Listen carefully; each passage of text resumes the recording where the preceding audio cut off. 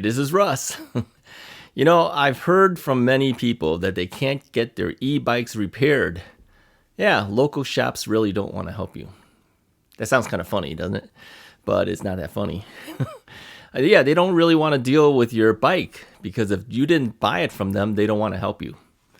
Personally, I think that's a big mistake on their part because it's business you're turning away.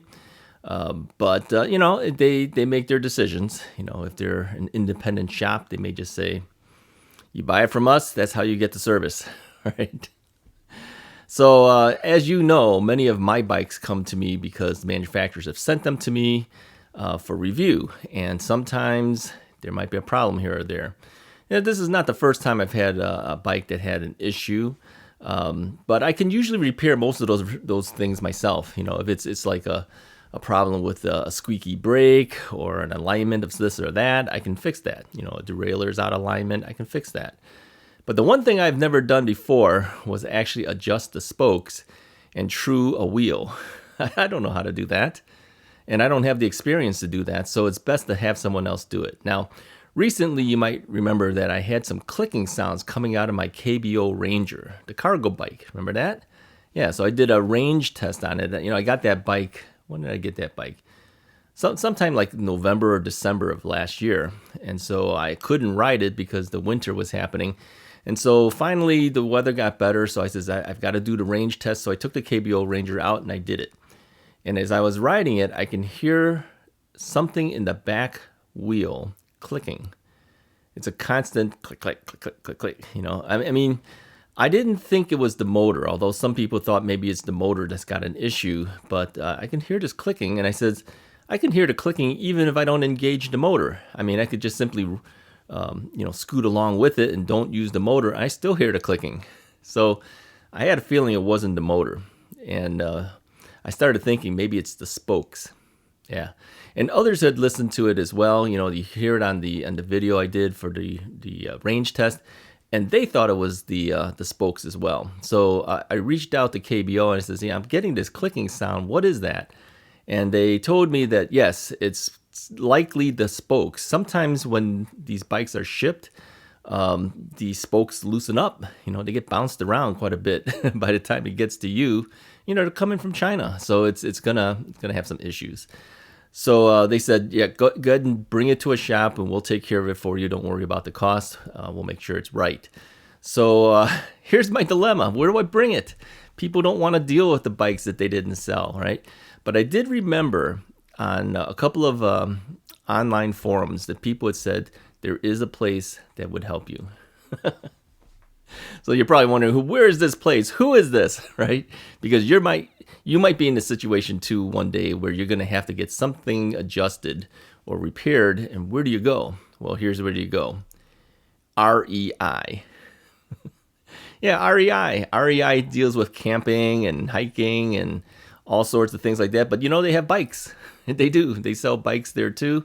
And they have a repair shop. And that repair shop will deal with bikes that they don't sell. So I remembered this and I called REI. I says, how much is this going to cost me? Well, they quoted me a price and I think they said $25 or something like that per wheel. So of course we're going to check out both wheels. We don't know if the front wheel has an issue as well as the back. I figure if the back is loosening up, maybe eventually the front might too. So I needed both tires to be checked out, both wheels to be checked out, make sure everything's good. So I brought the bike in, and then they told me, well, it's actually $50 per wheel. I go, well, the guy told me it was $25. He goes, yeah, he probably thought you were bringing in a standard non-electric bike, but they do charge more for the electric bikes. Personally, I don't know why that is, but they do. Now, if it's a rear tire, I can kind of see that because, you know, you got the motors in the way and everything. But, you know, on a front tire, come on, whether that's an e-bike or a regular bike, I think that's the same amount of work. I think that one should be $25. But anyway, they essentially said it's going to be at least $100 to get this repaired. So at least they took the bike in, right? So I left them the bike, but here's the problem. You can't leave your e-bike with them and keep the battery there at the store. You have to take the battery home with you. They don't want the battery in their store. Now we understand why that is. It's because potential fire, and they said if we don't know what battery it is, we don't know if it has been UL approved, we can't let you leave it in here. So I had driven some distance to get there, and I said, oh man, I said I gotta take this bike home now and then bring it back. So the repair tech there said, I'm not gonna force you to do that. He says, could you bring back the key at least? So I says, if I rush home right now, grab the key and turn around right away, I can maybe make it back before the store closes. So that's what I did. I drove all the way back home, grabbed the key, drove all the way back, took the battery out, and went home. So the thing is, I'm going to tell you, if you bring an e-bike to REI, be prepared to take the battery home with you, all right? Because they don't want it in the store. Now, if your battery is UL listed, maybe they'll say okay. But because that is what he asked me, whether it was UL listed. I says, I don't know. And I can't open it up to tell you either because I didn't bring the key with me. So here's what I'm going to tell you. Bring your key with you, right? I figured I had the thing set up so that even with the key not there, they could ride the bike as an electric bike. But I guess in this particular case, they weren't just fixing a motor system. They were really just kind of adjusting spokes. They don't really need to ride it electrically. All they have to do is just ride it around manually, and you can tell if that thing's got the clicking, because you can hear that without the motor. Okay, but the whole point is bring your key. All right, don't forget the key. They may ask you to take the battery home with you. They'd rather the battery blow up in your house than in their store. Okay, I'm not saying everybody's batteries blow up, but yeah, everyone's afraid of the battery at this point. The whole thing with the batteries. Many times we see that the fires that will happen usually during charging time, and sometimes it's because people have modified things in their bikes to the point where they're doing things that may not be the right thing to do for their bike, and maybe they're using cells that are not very good because they're cheaper, right?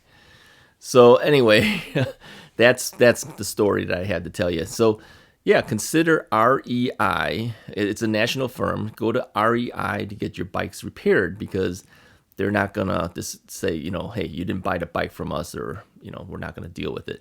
I did ask the gentleman what type of bikes they did sell that are e-bikes at REI, and he said that they are from Cannondale, and they're all UL listed, and they're only selling Class 1 bikes. I found that interesting, but in a sense, I kind of understand why. Is because, again, this is a store that does camping, hiking, things like that. They're probably going to be more interested in you taking a Class 1 bike, because a lot of places that you might go camping and hiking require Class 1 bikes. Yeah, if you go to like national what do they call it? National forests? What would you call it? Yellowstone? National parks. This is what happens when you get old. You can't remember anything. Yeah, when you go to like a national park, they may require Class 1 bikes only. So if your bike has a throttle, they're not going to let you in. So check the places you go to and the regulations before you go with your bike, because sometimes they just won't allow it.